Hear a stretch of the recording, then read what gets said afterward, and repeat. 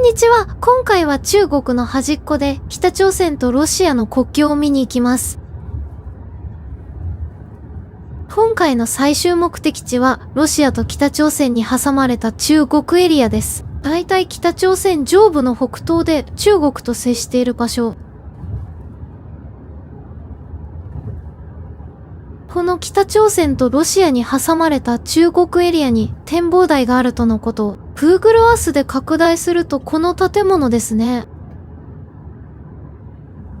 建物の名前は防戦展望台。中国読みではファンチュアン展望台。そこに向かう途中も観光できるいくつかの国境地帯に寄っていきます。日本人が一人でここに行くのは危険らしいので、現地の人にガイドをお願いしたよ。だって展望台からはロシアと北朝鮮が見えちゃう場所らしいので、外国人には厳しいらしいです。地名としては、この地図でピンクのトモン市と黄緑のシュン市というところです。現地の人に聞いたところ、この2つのエリアに外国人が泊まると厄介なことになるんだって。もうすでにトモン市に入ったようです。インクチ市とは違って人が少ない感じです。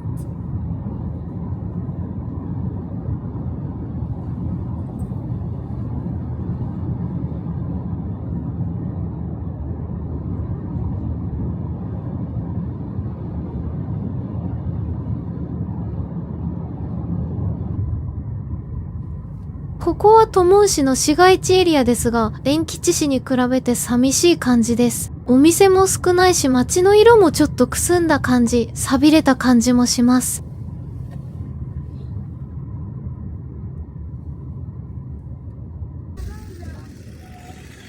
ここは南面仏教線という貨物船の線路がある場所です。今は閉鎖されているけど、中国と北朝鮮を結ぶ線路があります。見えてきましたね。あの大きな門が中国と北朝鮮の国境らしいです。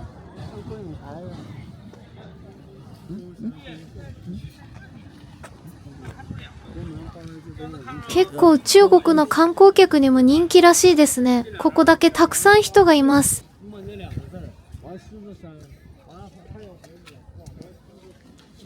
中国の旗を持ってここで写真撮るのが流行ってるのかな。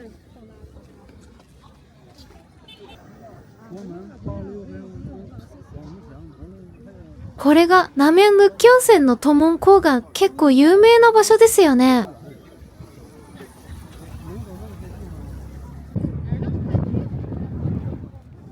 近くで見るとすごい迫力があります。なんか面白い建物だな。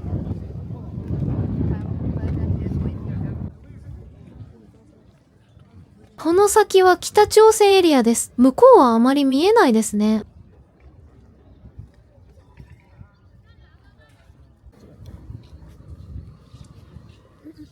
こっちの方に北朝鮮側がよく見える場所があるそうです。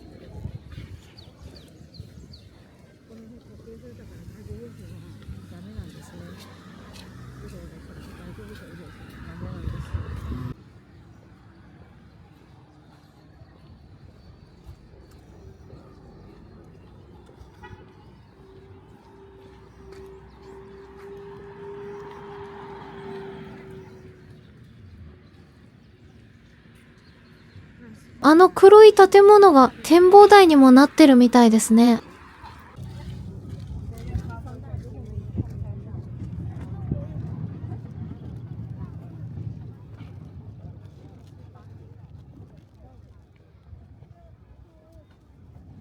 川の向こう側は北朝鮮です。中国と北朝鮮を結ぶ橋とマンションみたいな建物が見えますね。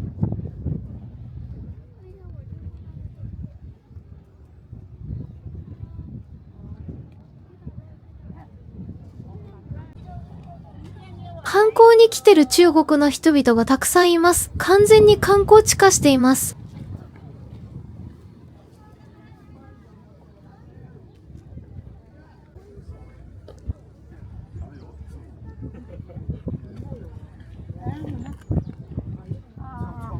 看见了，穿个迷彩的。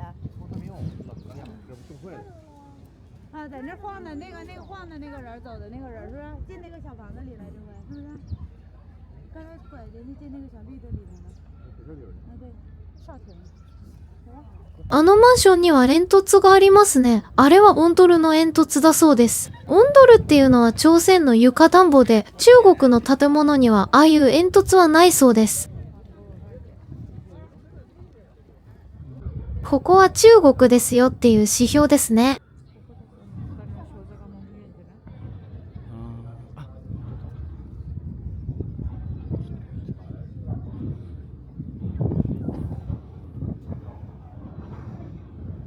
向こう側は北朝鮮。あの建物は何でしょうか？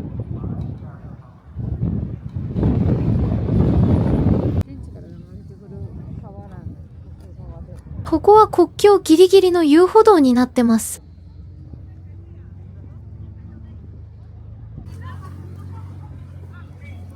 この建物は展望台家のお土産物屋さんみたいです。この中にも入ってみます。上にロシア、中国、北朝鮮の国旗の看板がありますね。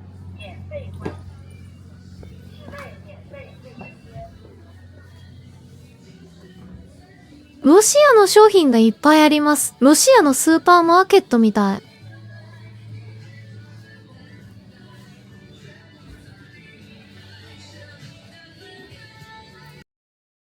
こっちは北朝鮮の品物ですね。北朝鮮の服とかもあります。一体どこから仕入れてるのかな？これは北朝鮮のお菓子です。ココアの飴みたいですが、ハローキティみたいなキャラが気になります。ここが展望台。ちゃんと双眼鏡も設置されています。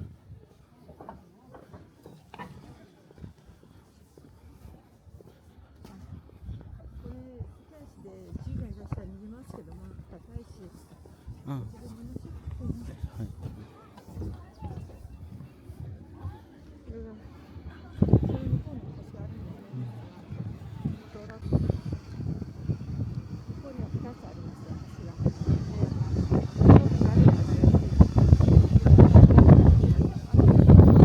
あのマンション、人が住んでいるんでしょうか？見る限り人気はほとんどありません。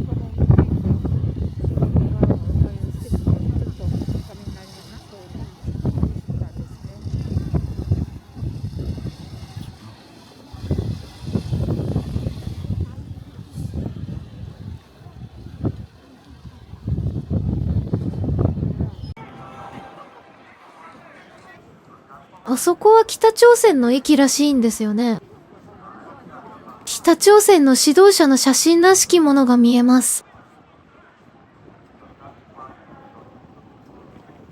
最大の拡大率にしてみました。ボケてますが、それとなくわかりますね。ここはさっきの場所から少し北に行ったところです。ここも北朝鮮が見えるので、ちょっとした観光地になってるみたいです。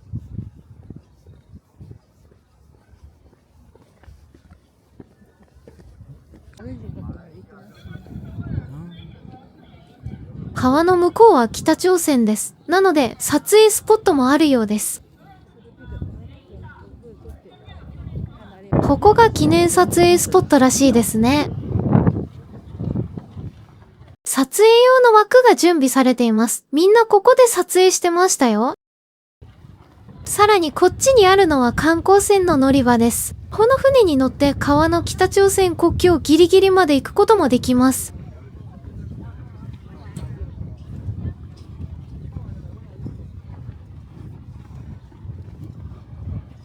完全に観光地化されているので安全そうですが、中国の警察が見回っていたりするので、外国人は見つかったら尋問されたりすることもあるそうです。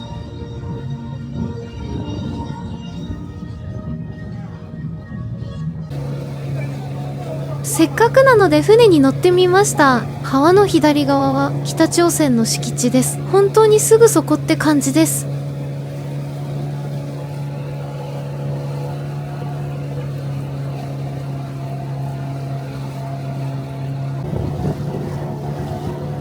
川の向こう側は北朝鮮だけど、北朝鮮の軍隊とか見張ってないんですかね。こっからなら簡単に脱北できそうな感じがしますが、大丈夫なのかな？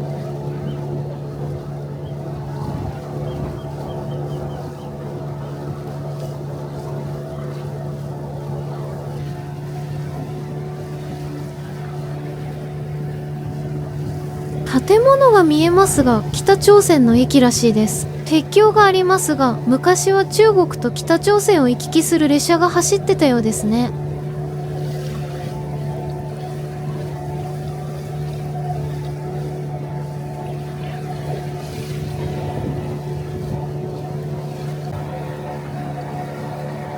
この船はあの鉄橋を越えてもう少し行ったら戻るらしいです。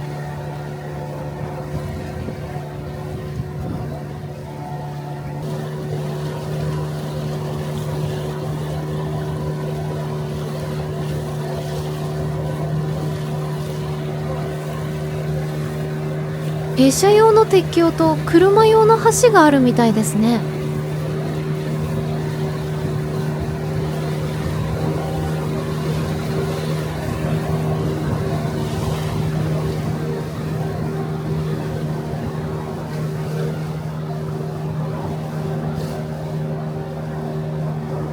左が電車用、右が自動車用の橋ですね。結構立派な橋ですよね。小さいけど鉄橋の向こう側に北朝鮮の旗がはためいています。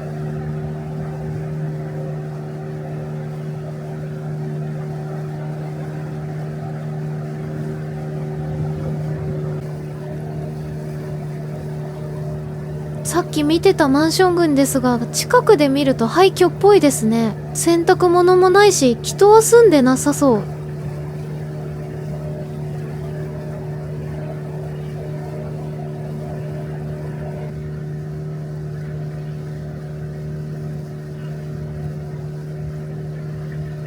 よく見るとかなり古そうな年季の入った建物ですね。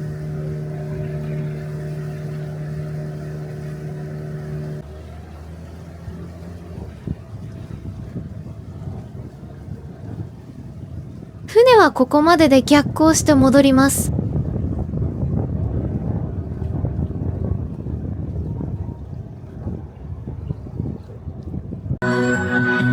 陸地に戻ると何かのイベントやってました。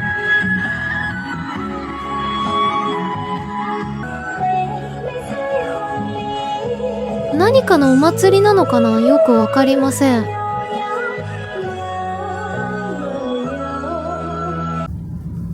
さて次はいよいよ中国からロシアと北朝鮮が一度に見える某川展望台に向かいます。あ、これが高速鉄道の駅です。あれは多分発電所ですね。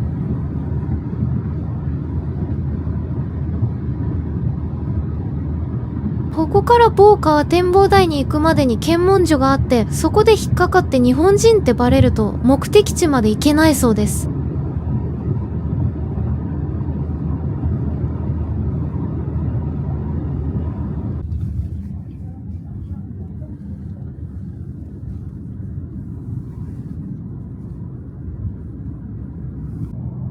もうすぐ検問所があるから、そろそろカメラとか隠せと言われています。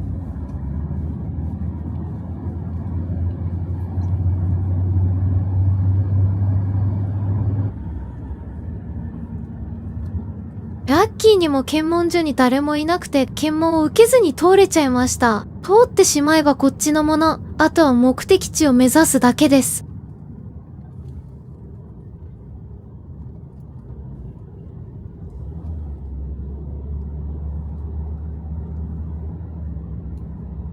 大川展望台の手前にチケット売り場があって、そこでチケットを買う必要があるとのこと。そこから展望台行きのバスが出てるとか。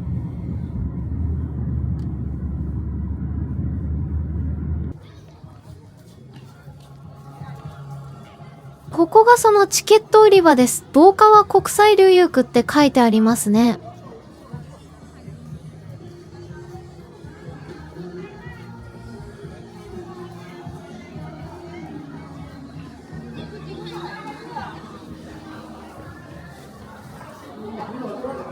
結構たくさん観光客がいます。人気あるんですね。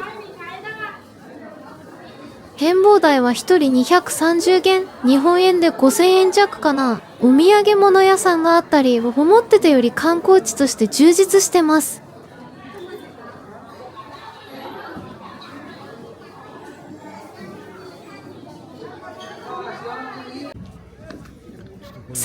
ついにやってきました、防川展望台。実際に見てみると思ってたよりでかくて迫力ありますね。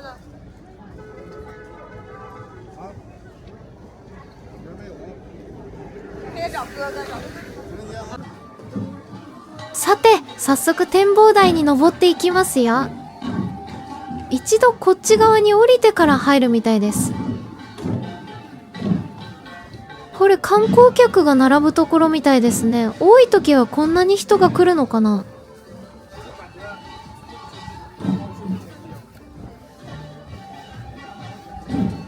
向こうからは太鼓みたいな音が聞こえます。お祭りかな？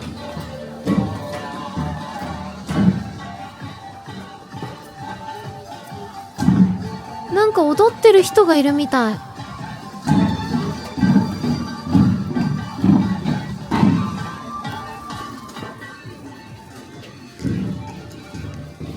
でも踊りは無視してこっちは展望台に登っていきます。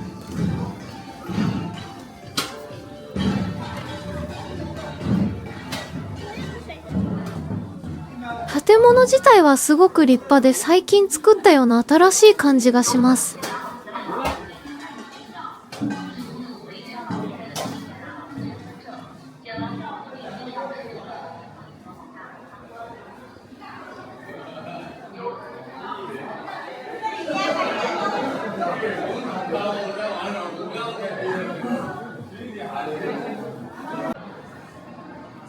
結構厳重な入り口ですね。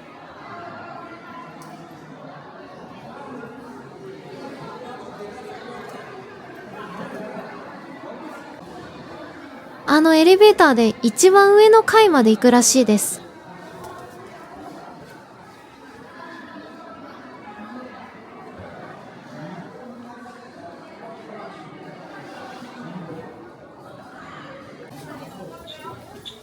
さあ、最上階に着きました。ここからロシアと北朝鮮が見渡せます。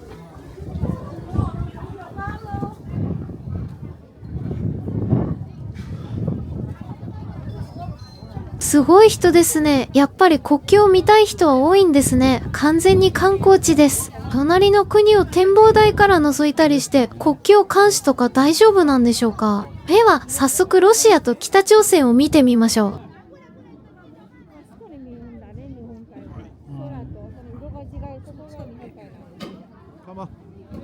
ここが3カ国を一挙に見渡せる三国国境です。向こうに見える鉄橋はロシアと北朝鮮をつないでます。中国側に遊歩道が見えますが、あそこに行くとギリギリまで行けるらしいです。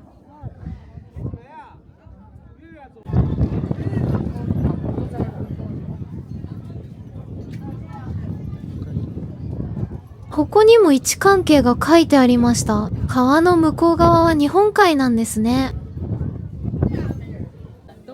3カ国の国旗が並んだここで記念写真を撮るのが大人気みたい。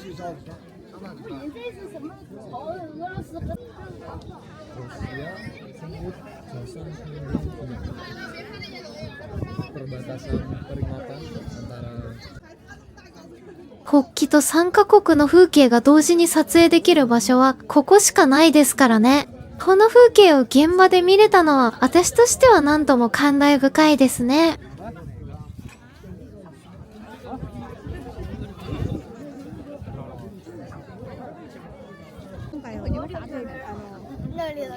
あっちにも展望台みたいなのがありますね。あれはロシア国境ギリギリの場所らしいです。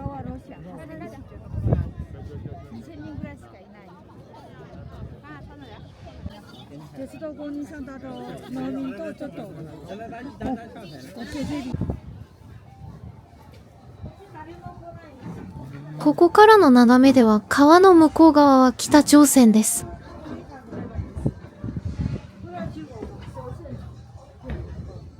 パンダの双眼鏡がなんかかわいい。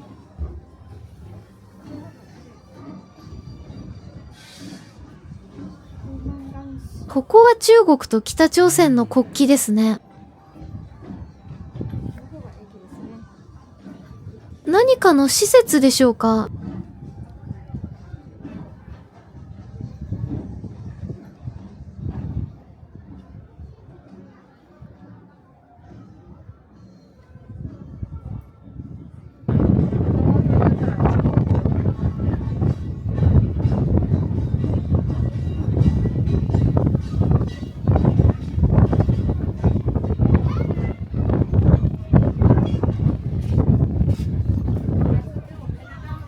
ことで三国国境の眺めでした。そろそろ降ります。展望台の下の階は展示室みたいになってます。多分この辺りの歴史的な内容を展示していると思います。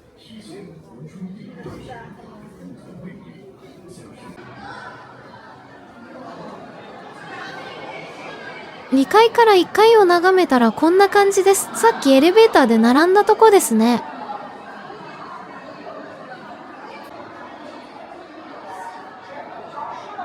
なぜか秘境の展示みたいのやってます。スペースが余ってたのかな。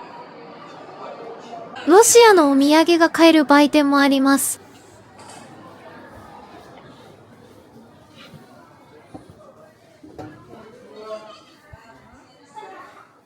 食べ物、記念品、雑貨、マトリューシカなどいろいろあります。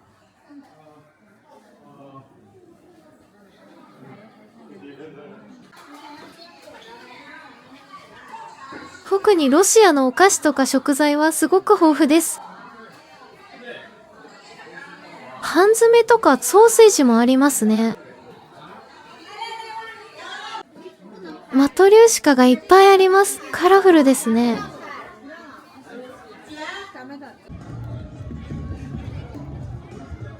なかなかすごい展望台でしたね。建物の形状もかなり特殊な感じです。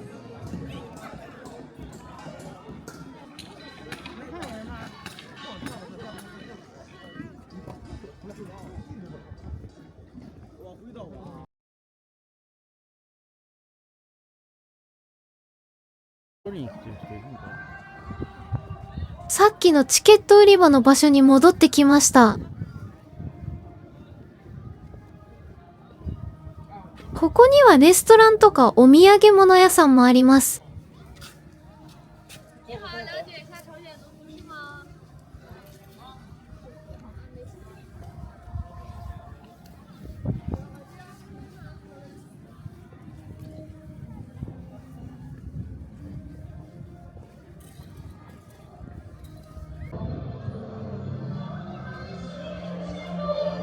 ここも結構観光地として充実してるんですよね。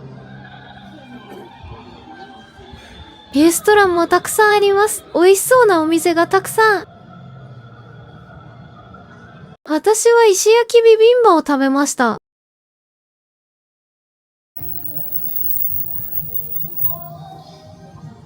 来る前はロシアと北朝鮮の国境ということで緊張してましたが、こういう動物キャラの人形が置いてあると緊張がほぐれました。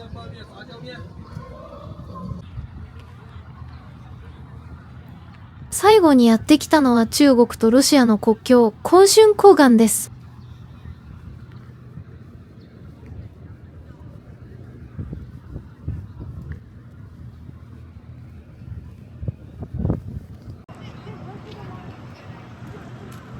ここは陸路で中国からロシアに行ける国境検問所です。公安のパトカーが止まってますね。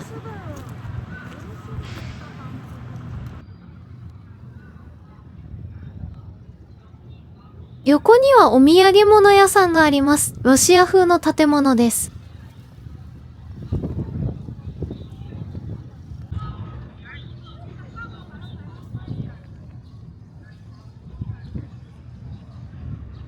ここは中国とロシアの貿易エリアって書いてますね。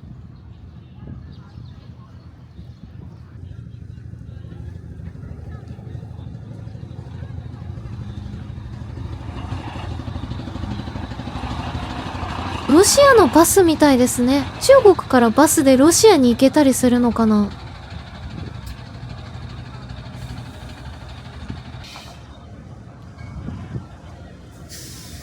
今中国からトラックと車を運ぶキャリアカーがロシアに行くようです。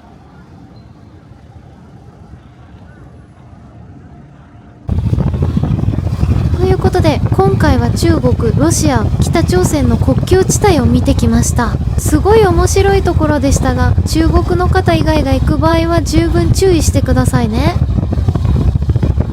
最後まで見てくれてありがとうございました。よかったら高評価、チャンネル登録お願いします。